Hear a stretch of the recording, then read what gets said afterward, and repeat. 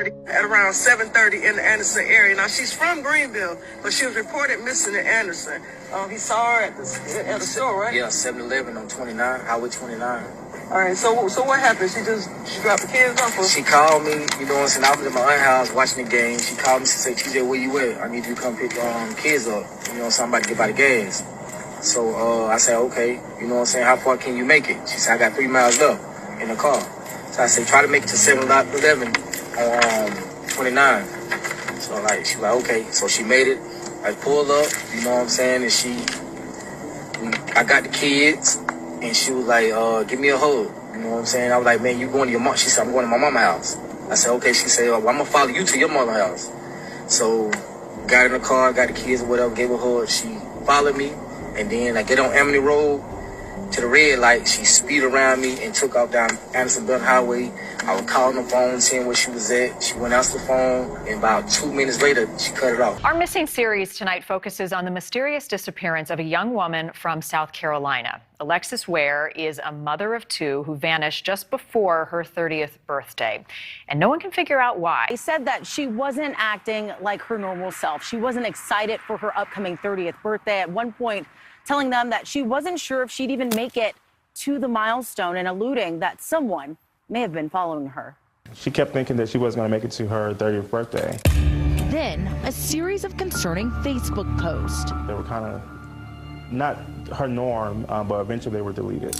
Unusual behavior for the aspiring social media model known for her style and big personality. For what I am about to tell you to make any sense, you must first be willing to believe in the impossible.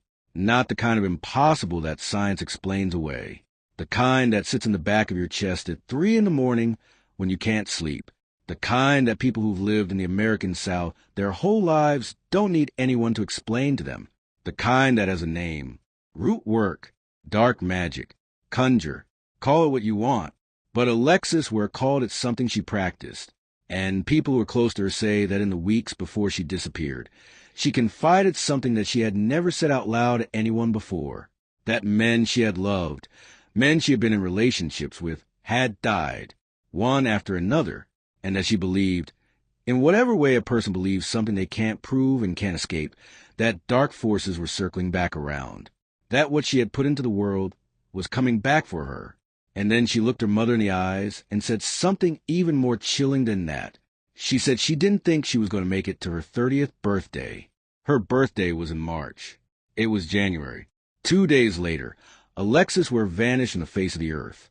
Now, let me be clear with you before we go any further, because this is Mystora Crimes, and we don't come here to sensationalize. We come here for truth. The dark magic claims, the deaths of her exes, the confession she allegedly made to people close to her, none of that has been confirmed by law enforcement, and none of it has been documented in any official report. What we know is that people who knew Alexis say these things. What we know is that she herself was afraid. And what we know is that whatever she feared, whether it was spiritual, whether it was human, whether it was both, it found her. She was 29 years old, a mother of 2, a hairstylist, a dreamer with a business license, and a future she had already started building. She had clients driving in from other states just to sit in her chair. She had stock purchased for a boutique. She was planning to open in Atlanta. She had already been approved to break her lease. She was not a woman standing still. She was a woman in motion, and she is still missing. This is her story. And I promise you, nothing about it is simple. Before we go any further into this, if you are new here, this is Mystora Crimes. This channel exists for one reason, to make sure the people who disappeared don't disappear twice. Once into the unknown, and once into silence. Alexis Ware has been missing since January 30th, 2022. Her mother still sits alone in her car and asks God for a clue. Her daughter is a teenager now. Her son barely remembers her face. These are real people. This is a real family. And they are still waiting. If that means something to you, and I believe it does, because you're still here, please hit like right now. Subscribe to Mystora Crimes. Click the bell so you never miss a story. It takes 3 seconds, and it tells the algorithm that these stories matter. That black women who go missing matter. That Alexis matters. Do it for her. Let's keep going. Now, let's talk about who Alexis actually was because she was not a statistic, and she was not a headline. She was the life of the party. That's how her brother Travis described her, and you get the sense that wasn't just grief talking. Alexis is the life of the party. She was warm, loud in the best way, the kind of person who walked into a room and shifted the temperature of it. She was raising 2 kids largely on her own, a 9-year-old daughter named Naomi and a 2-year-old son named Travel. And everyone who knew her said the same thing without being asked. Those children were her entire world. Her mother, Alberta, said Alexis would never have left them, not voluntarily, not for any reason. That's how certain she was. But Alexis was also navigating something difficult and dangerous, a relationship with the father of her son that had turned violent. His name is Travis Howard Patterson, goes by TJ, and what we know about that relationship didn't come from rumor. It came from Alexis herself. In an email she wrote describing one of the incidents, she said Travis had attacked her in front of her toddler, in front of his own parents, without warning. She said when she called the police, his family was more upset about that than about what he had done to her. She had stopped going to his house entirely. She insisted on meeting in public, off the highway, in Anderson, South Carolina. The place she chose because she thought it was safer became the last place anyone ever saw her alive. Now, let's get into that final weekend, because the more you look at it, the more something feels deeply, profoundly wrong. On Friday, January 28th, Alexis packed up her kids and drove 80 miles to her mother's house. She visited her mom. That part wasn't unusual. But the Alexis who showed up that weekend was not the Alexis her family knew. Alberta noticed it immediately. Something was off. She was tense, distracted, flinching at things no one else could see. And then the phone call started. Blocked number. Over and over. All weekend long. Alexis would look at the screen, not answer, and refer to whoever was on the other end as a devil. Not a person's name. Not even a hint. Just that word.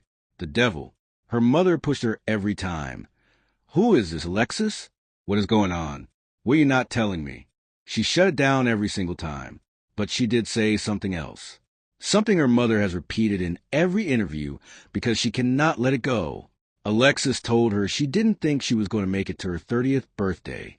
Her mother asked her why. She wouldn't say. She just looked at her and went quiet. Her brother Travis came forward separately with another detail. In the days leading up to her disappearance, Alexis had posted a series of cryptic, unusual messages on social media. Then she deleted them. All of them. We don't know exactly what they said. But you don't delete posts unless you're aware that someone is watching. Or unless you said something that scared you once you saw it written down. On Sunday afternoon, Alexis drove home to Greenville. She video called her mother around 3 p.m. Said she was exhausted. Said she was going to take a nap. Her mother saw her face on the screen one last time. Said goodbye. The call ended. 4 hours later, Alexis was at a gas station 40 miles away in Anderson, handing her children off to their father. For hours. Something happened in those 4 hours. Or something that had been building for a long time finally reached its breaking point. Because the woman who got into that red Honda that evening did not behave like a woman on a routine custody drop. She behaved like a woman who had already made a decision, or like a woman who had no choice left. When they reached a red light, she suddenly floored the gas, swerved around TJ's car, took a sharp right, and was gone. TJ sat there, waited, tried calling her. No answer. Eventually went home and went to sleep. The next morning he went to work. By the time anyone realized Alexis wasn't coming back, an entire day had already been lost. Let me walk you through what investigators found, because every single piece of the scene raises more questions than it answers. After the gas station, Alexis's car was spotted by cameras at an apartment complex in Anderson. Not once, multiple times that same night. Investigators have never publicly confirmed whose apartment that was, or why she was there, or how many times she went back. That detail has just been sitting there for over 3 years with no explanation attached to it. Her phone last pinged in Anderson at 8:15 p.m.